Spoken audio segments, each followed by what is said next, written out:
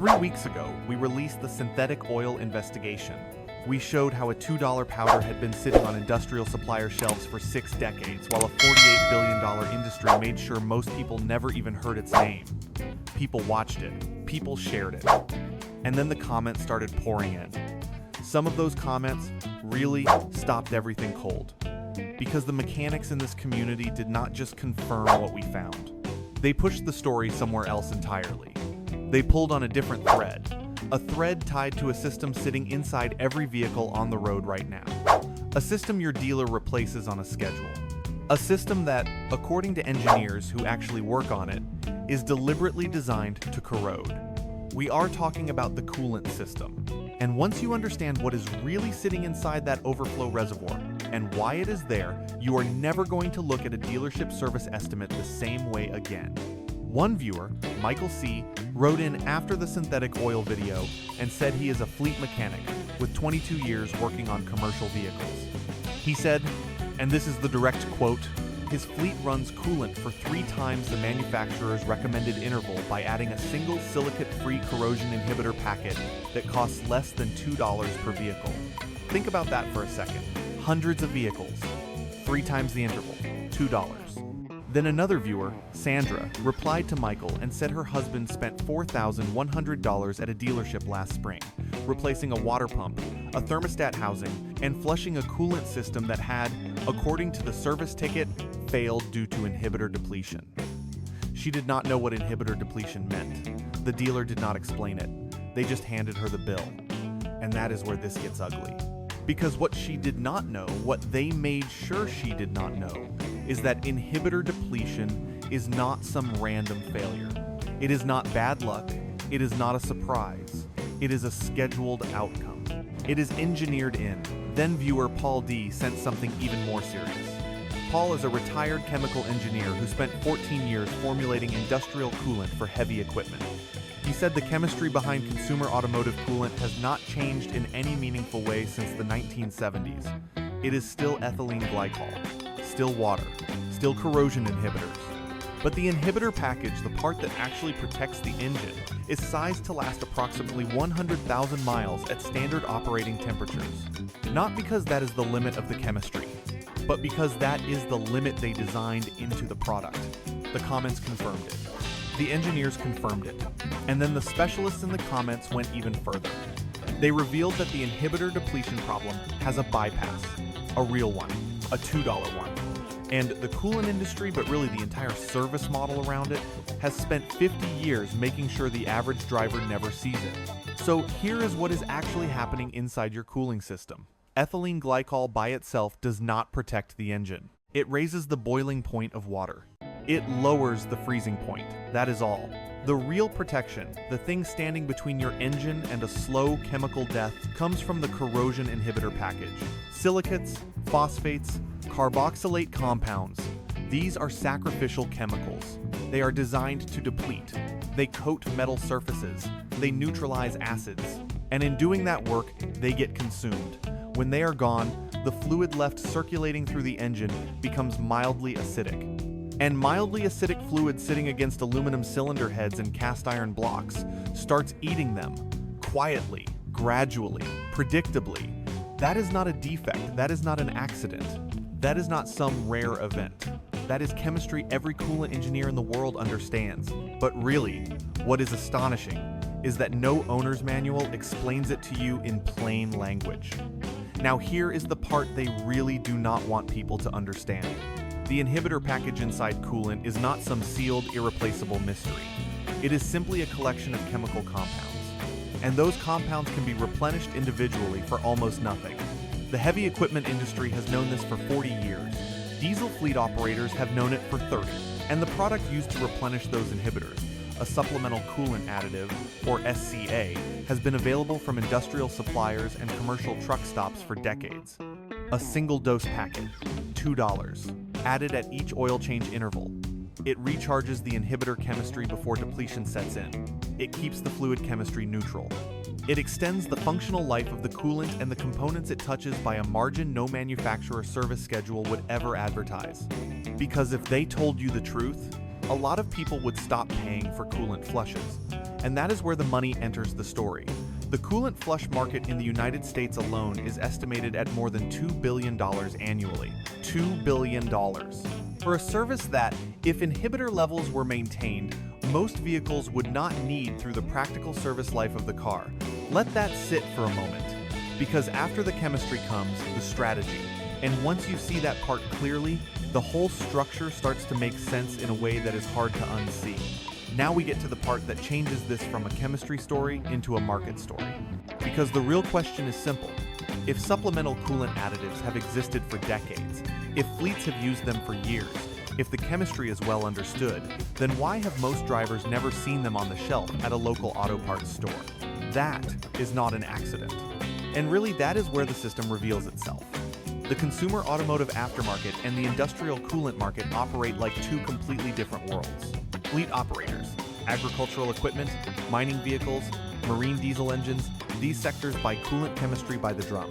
They monitor inhibitor depletion with test strips. They top off inhibitor packages on a schedule. They treat coolant maintenance as an ongoing process, not as a one-time replacement event. In those industries, chemistry is managed continuously because downtime costs real money and preventable failures are unacceptable.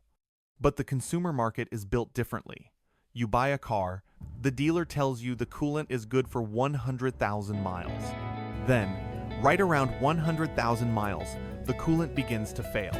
Corrosion starts appearing in the aluminum parts of the system. The water pump begins developing early cavitation damage.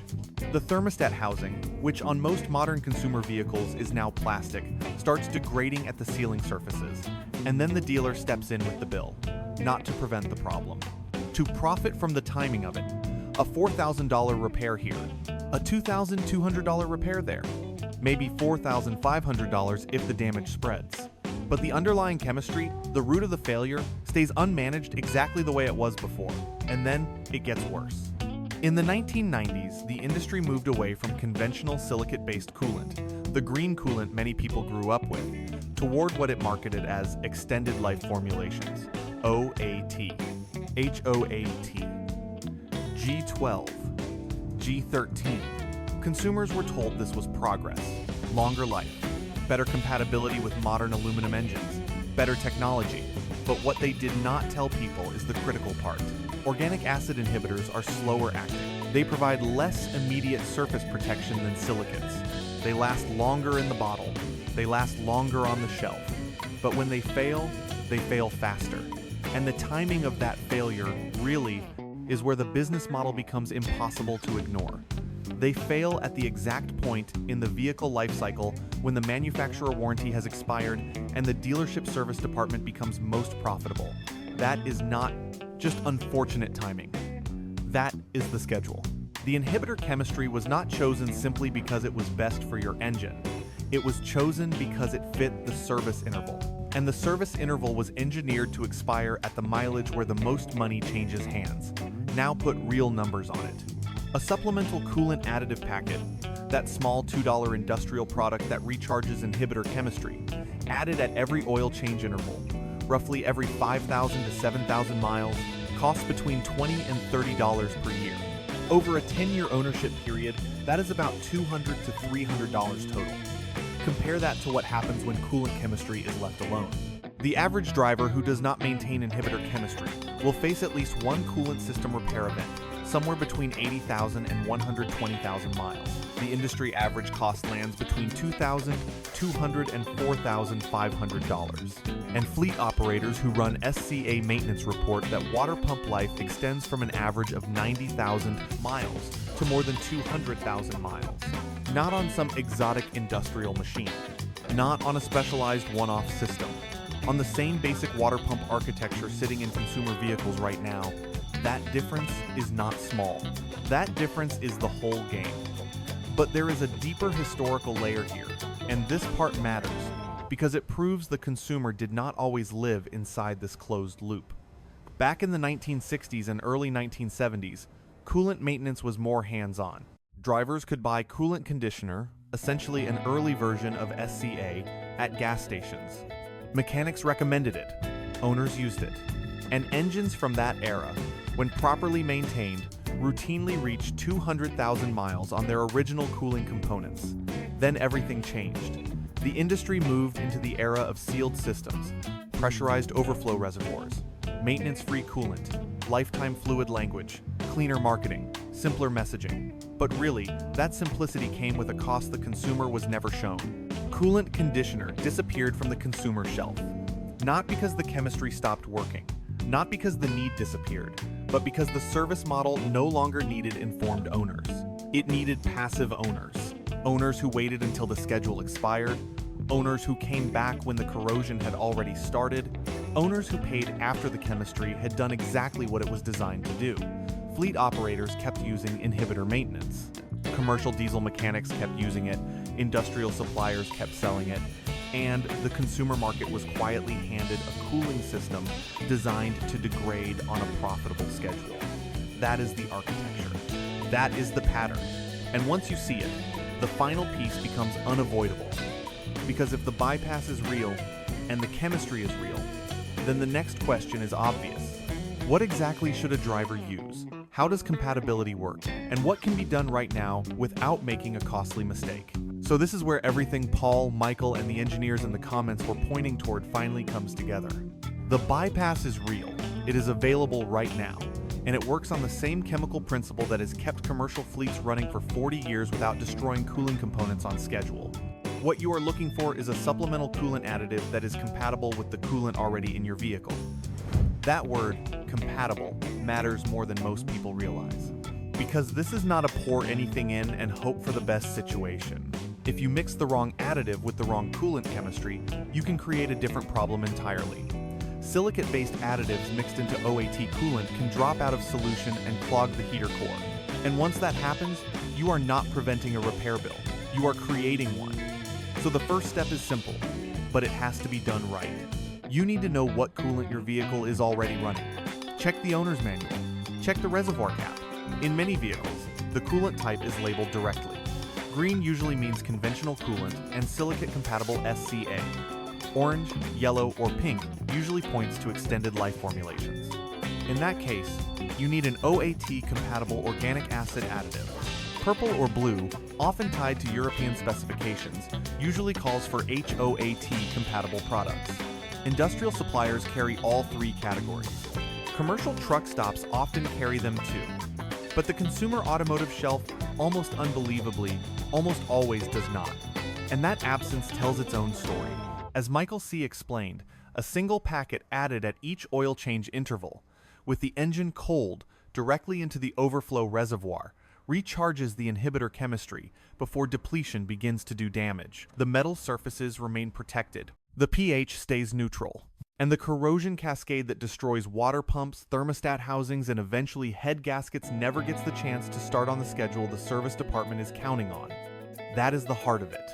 $2 per oil change, roughly $20 to $30 per year, against a minimum repair event of $2,200, and in many cases far more, arriving right at the edge of the warranty window where the system becomes most profitable for everyone except the driver.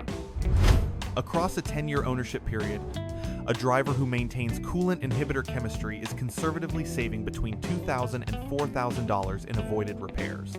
Repairs on parts that really should never have failed when they did in the first place. And once you frame it that way, the whole picture changes.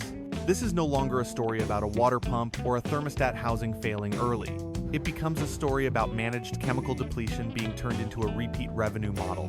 It becomes a story about a known industrial solution being kept in one market and withheld from another.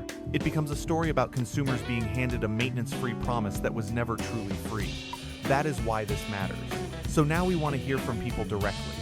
If you have had a water pump replaced, a thermostat housing fail, or any coolant system repair, share the vehicle, the mileage, and what you were charged. Your experience is not just a story anymore. It is data. It is evidence. And piece by piece, it reveals the pattern more clearly. Because this investigation does not stop here. The next one goes deeper under the hood, straight into the engine itself. Engineers have been writing in about carbon restriction and intake valve fouling, and the numbers behind how much power engines silently lose and how dealerships profit from that loss make this coolant story look like the beginning, not the conclusion. If this breakdown helped you see the system more clearly, leave your experience in the comments, stay with the channel, and follow for what comes next.